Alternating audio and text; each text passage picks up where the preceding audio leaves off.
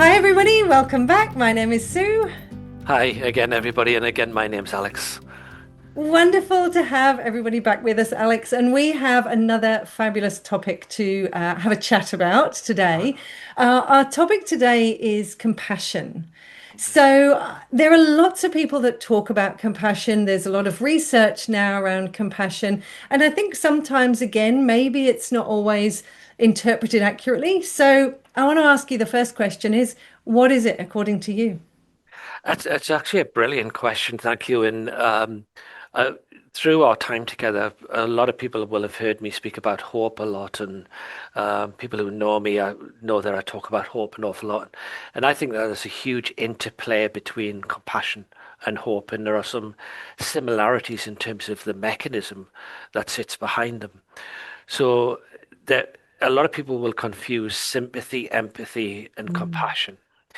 And imagine that you're suffering at the moment, and sympathy is, I see you're suffering, and I feel sorry for you. So, empathy is, I see you're suffering, and I feel a similar suffering in me as I watch you. Compassion takes it to the next level. It's, I recognize the suffering, but I want to take some action to actually help you. So it has an action element to it. It can also be the same translated into self-compassion. Mhm. That I see the suffering in myself, and I see a route forward. The interplay with hope for me is critical here. That the way I like to describe it is compassion opens the heart, and hope gives us a route to actually address the suffering that we see. I like that. And it's interesting, Alex, because when we spoke about hope, we talked about hope having two components.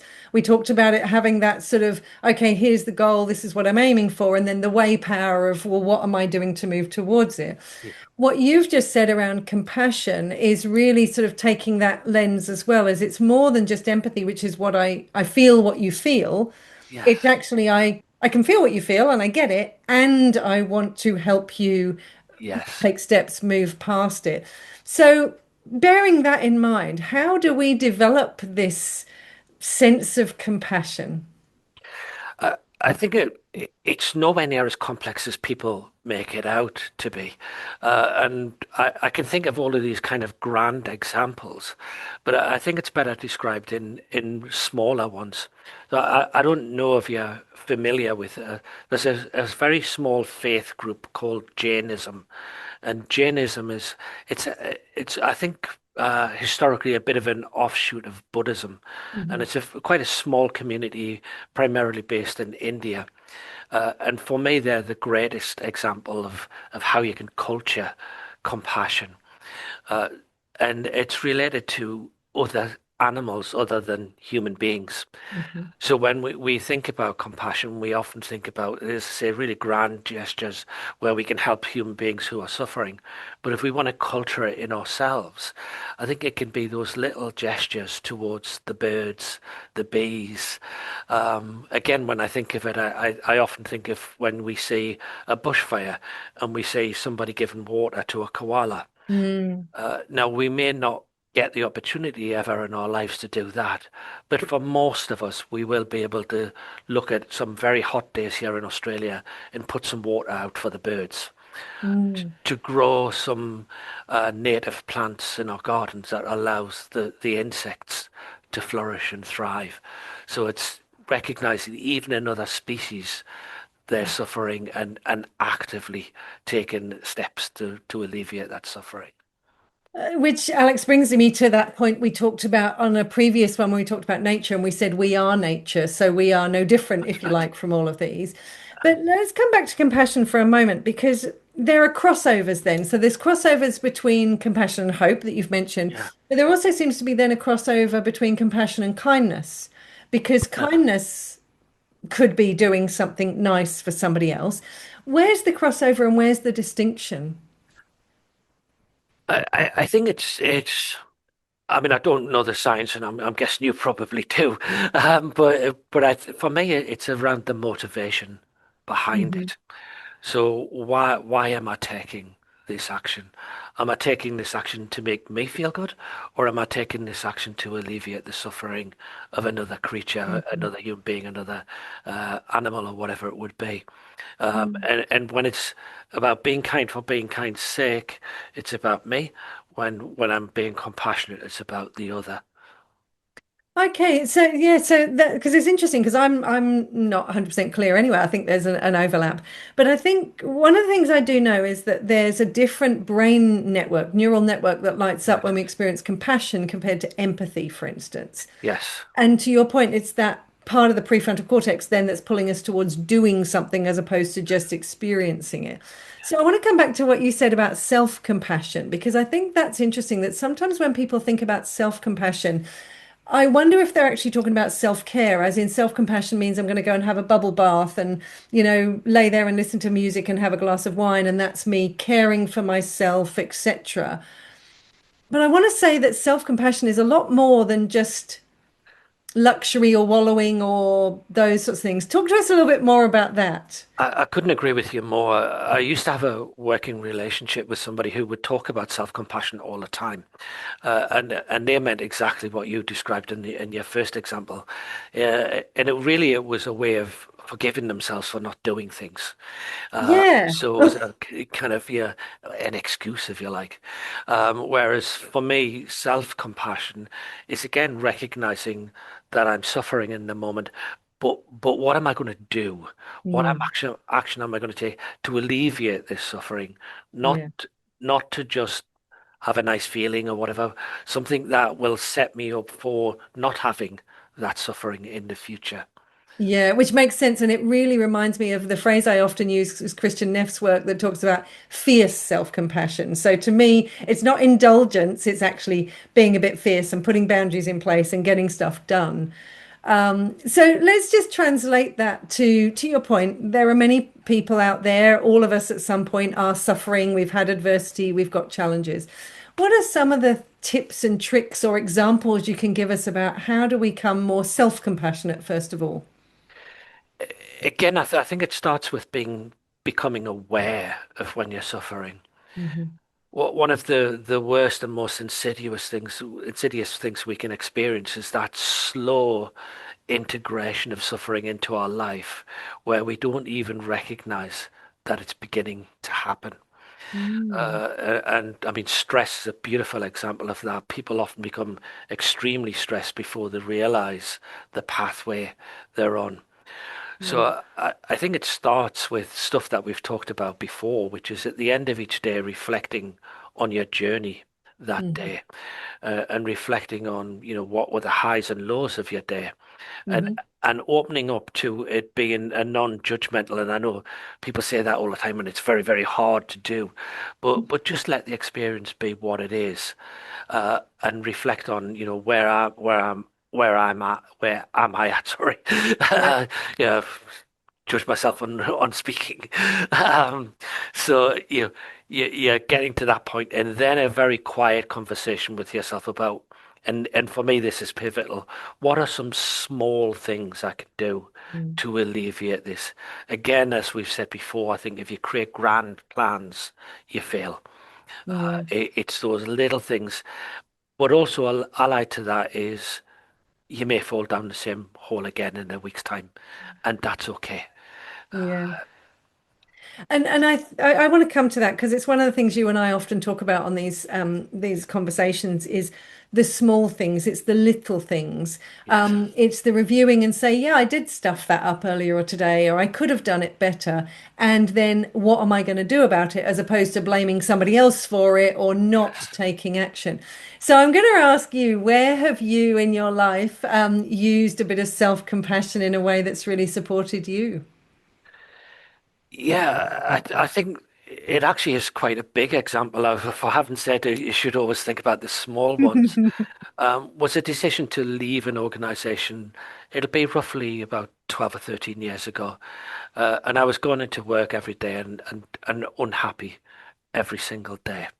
Um, a number of people encouraged me and used the same words as I would with others and said, well, if you're not happy, find a different route.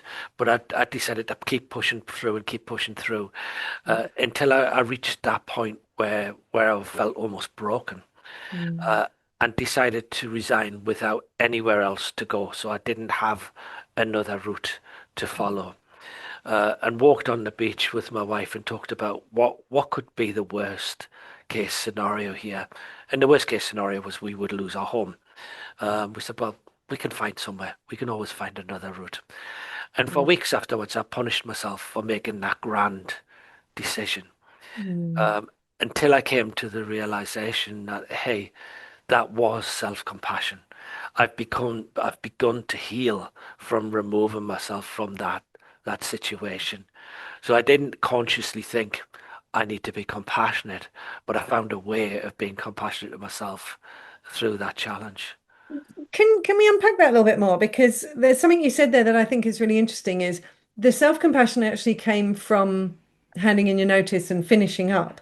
But Yes, you said you were judging yourself and beating yourself up for ages afterwards. yes, So how do we recognize those two components? Because I think it's interesting you said it sort of crept up on you over many years and then you needed to make the change.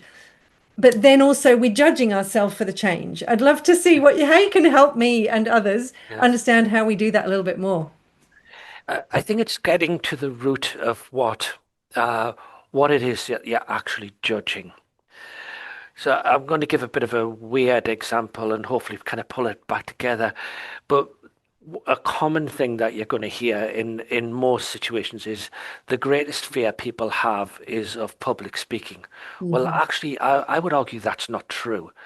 The greatest fear is how people will receive what you say. So it's not the actual act of public speaking, it's the judgment that Mhm. goes with it. And I would argue that was the same for me in that situation. Mm. Was not what I was beating myself up, not so much about what I did as how others would see what Yeah, I did. yeah. And the ultimate solution to that is to not care. Yes, and that's an interesting one because compassion and care often go together. We do care. Yeah. And I often think about this. It's not that you don't care, but it's you no longer impacted Yes, by. You can exactly. still care about people without necessarily caring about their opinion of you for that question Yeah. at the moment. And it's interesting because I just had this at the weekend where somebody was saying is they're new in a relationship in their early 20s and it's moving pretty fast. They've had previous partners, but this one is moving faster. And the person said, I'm worried about how other people will judge it if we move in Yeah. together. Yes. And I thought, oh, that's really interesting. So actually, the compassion comes from maybe letting go of that.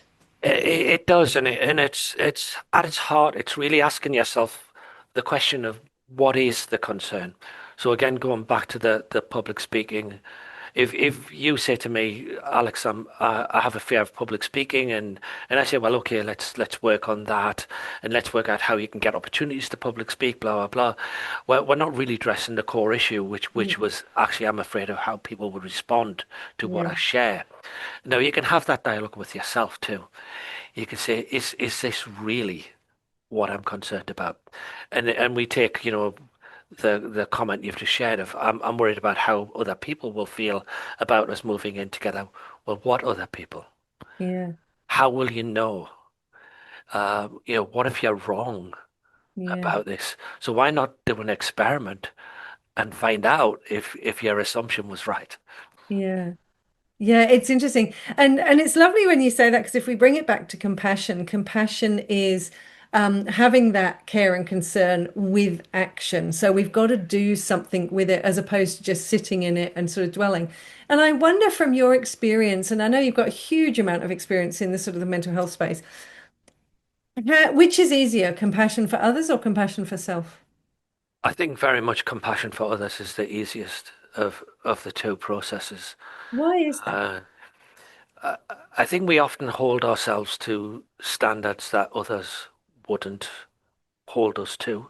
Mm. Uh, it's there's something about us as a primate and wanting to be accepted by a community, wanting to be accepted by a tribe, um, and that it's deeply ingrained in us this desire and this need for connection, and our fear of rejection Mhm. is so enormous, which doesn't get in the way when we're actually doing for others. In Mm, fact, it enforces that. mm, But when we start to focus on ourselves, the fear again is that reaction from others that will mm. ostracize us from our community. Yeah, I totally agree. I feel that too. It's the idea of self-compassion, of being able to reflect on me and let go of the judgments that I'm putting on myself or the expectations of other people, sometimes seems to be way harder, especially when I'm busy being kind to other people. Exactly. Yes, exactly. Yes. So, how do you talked a little bit about the small things that we can do for others or for people, planet, whatever. If we want to create a more collective compassion, any ideas? As in, I need to start with me, and then there's other people. Like, it's easy to be compassionate about maybe people in my family or my friends or those sorts of things. What about if we wanted to create a more compassionate way in the world? I mean, I think that's the way the humanity has to go. I think we're losing our way, and we're focusing way too much on the difference between us, Mm, and I think that's becoming more and more extreme in our society. We see others as enemy, we see others as threat. We use language which separates us all the time. So I think it starts with recognizing you are me and I am you, mm, and together we we aspire for the same things. It doesn't matter if you're born in India or if you're born in Kentucky. It's irrelevant. Human beings have the same yearnings mm, in life, um, and the closer we can come to seeing in others ourselves, mm. um, I think the more compassionate we become as a species. I totally agree. It's one of the most important things to actually consider that everybody's just like us. Yeah. Really, when you get down to the fundamentals. So, how do you cultivate compassion yourself on a day-to-day basis? Uh, for me, I believe I've lived a very blessed life.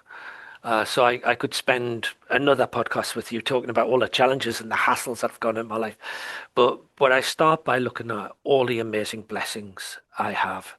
Uh, for all of us, anybody that's actually getting the opportunity to listen to this podcast, we're richer than the vast majority of human beings that have ever lived.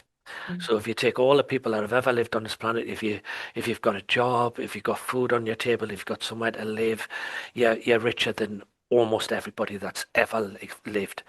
So starting at that point, we're already amazingly blessed.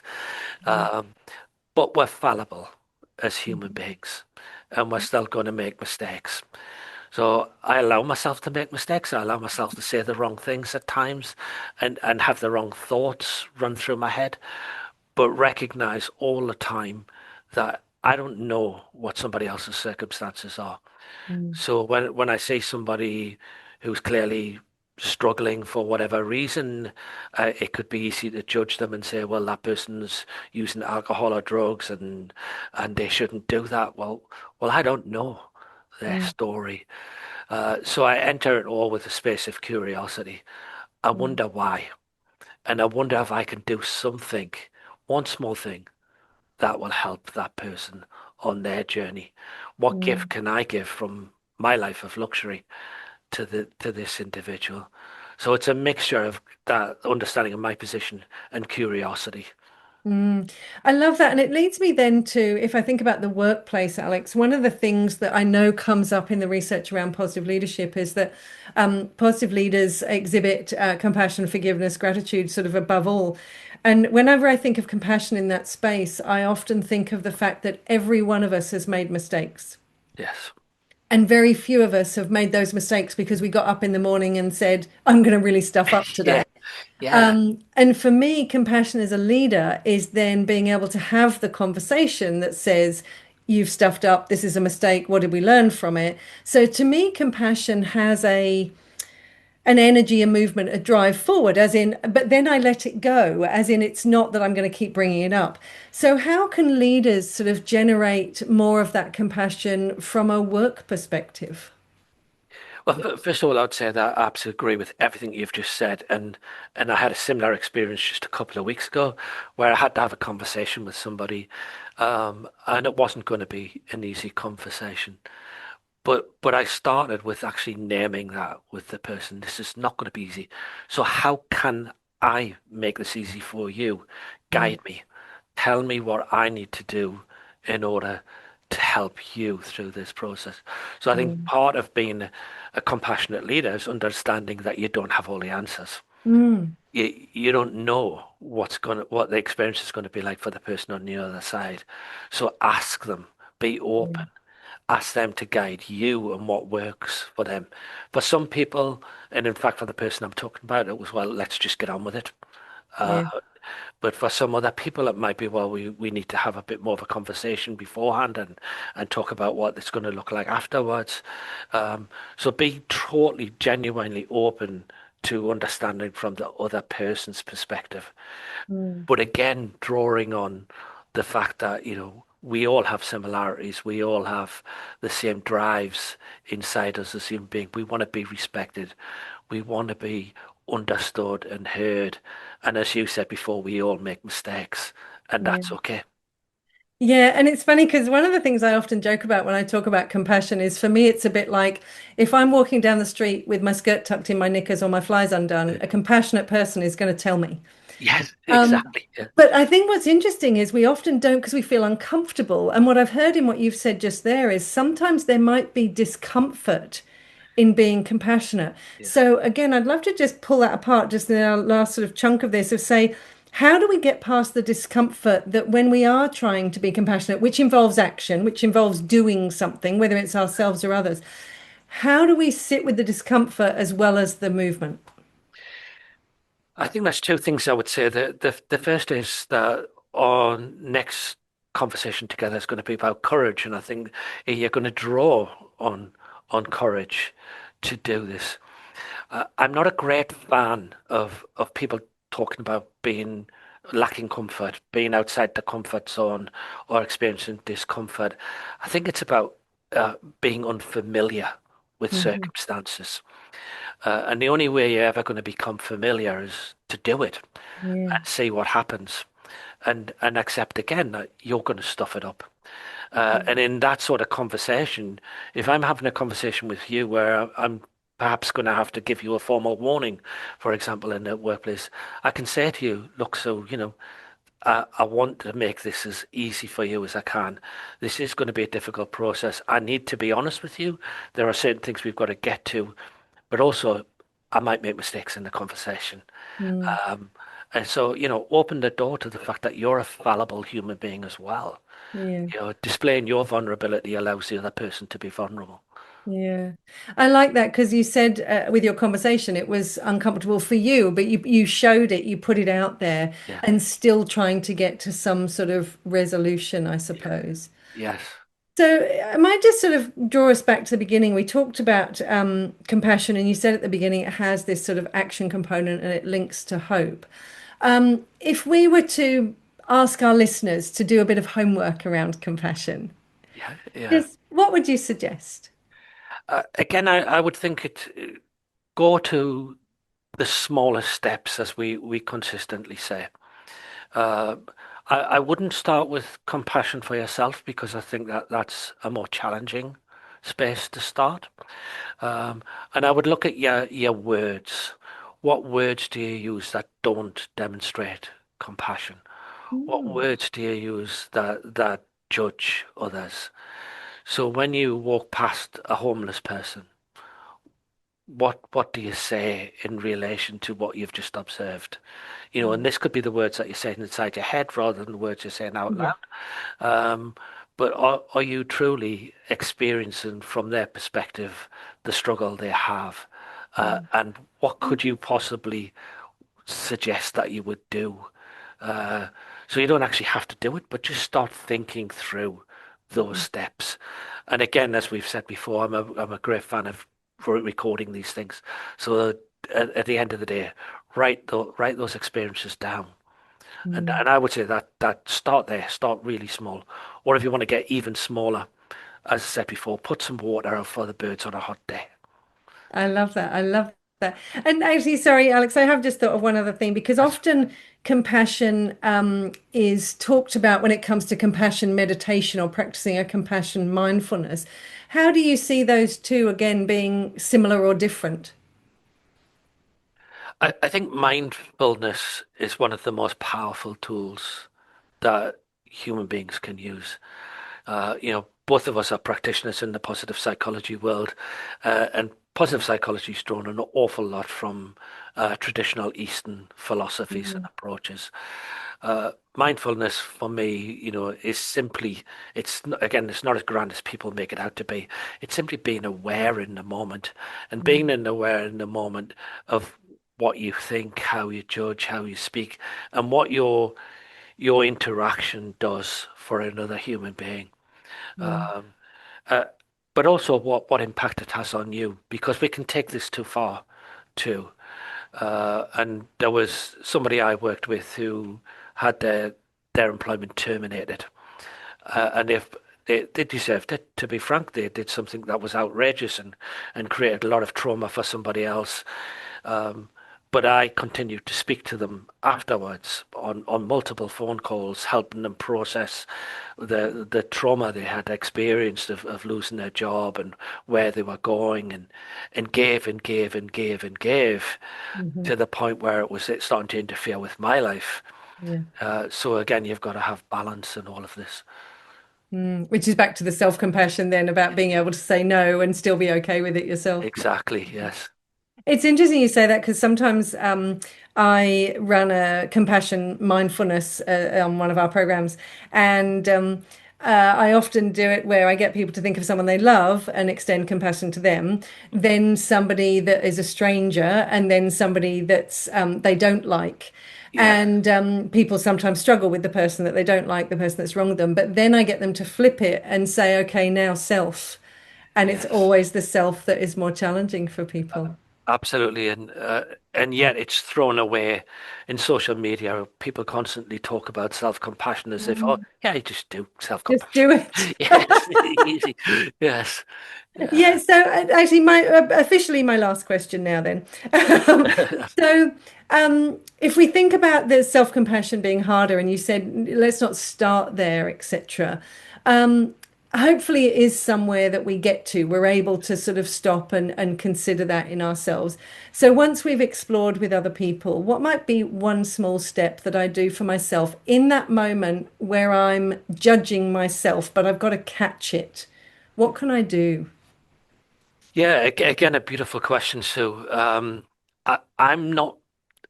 I wouldn't start in that moment. Is the Mm, interesting thing. I would start before that moment.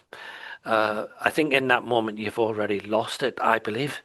And if I was to advise somebody where to start, I would find somebody who loves you and ask them, how could you be most compassionate to yourself? And mm. they'll give you better advice than you will ever give yourself. Oh, what a great response. Thank you. Yes, because sometimes it can be hard. We're in that moment, but somebody that cares about us will, often we don't want to listen to them, but that's actually who we should be paying attention to. Exactly. Yes. Thank you, Alex. That is fabulous. I know that compassion is one of those sort of key things that is really of interest to you. And I love how you've made it small and specific of little things we can actually do to bring Yeah. compassion to the world. Thank you so much. Oh, no, thank you. Enjoyed that. Bye, everybody. We'll see you again next time. Cheers, folks.